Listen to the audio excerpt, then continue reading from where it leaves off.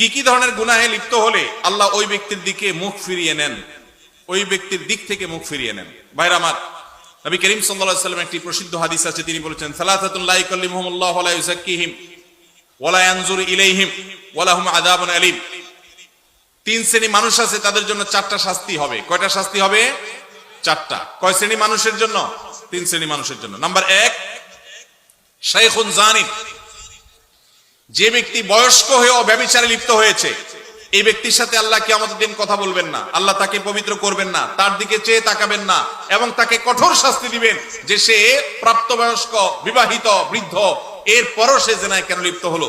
Number 2, ওয়া মালিকুন কাযযাব, যেই রাজা, যেই শাসক প্রজাদের সাথে মিথ্যা কথা বলে, প্রতারণা করে, ডাহা ডাহা মিথ্যা কথা বলে, এরকম বাদশাহ, এরকম রাজা, এরকম শাসক, তাদেরকে নবী সাল্লাল্লাহু আলাইহি ওয়াসাল্লাম বলেছেন কিয়ামতের দিন আল্লাহ তাদের সাথে কথা বলবেন না, তাদের গুনাহগুলোকে মাফ করবেন না, পবিত্র করবেন না, এবং আল্লাহ তাদের দিকে তাকাবেন না, চেয়ে দেখবেন না, এবং তাদের জন্য কঠোর শাস্তি রয়েছে। আর 3 নম্বর হলো ওয়াইলুন মুস্তাকবির, যেই গরিব পরিবার, মানুষটা গরিব আবার অহংকার করে, তো এই ব্যক্তিকেও আল্লাহ রাব্বুল আলামিন কিয়ামতের ময়দানে এই শাস্তিগুলো দিবেন।